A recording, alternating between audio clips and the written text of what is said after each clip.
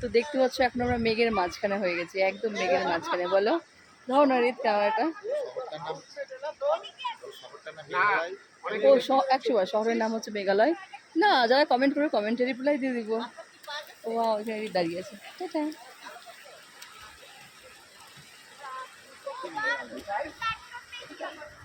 সত্যি এটা যে একটা মানে মেঘালয়, সত্যি এটা মেঘের আলয়। তোমরা বুঝতে পারছো হয়তো।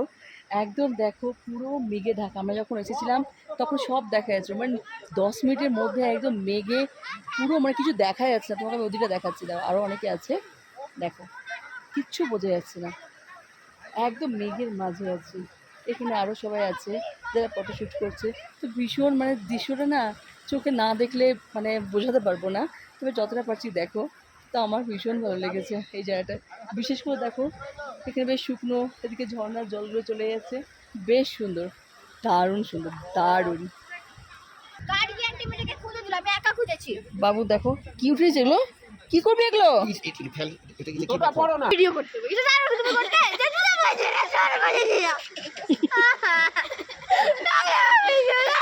এটা সবার আগে দেবে ভিডিওটা।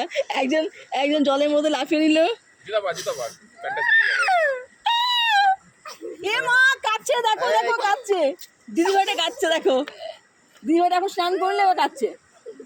এ মা কাচ্ছে, ভাইগুলো হাসছে, এ আম হাসছে, দেখো ভাইগুলো হাসছে, ভাবছে কে রে এটা।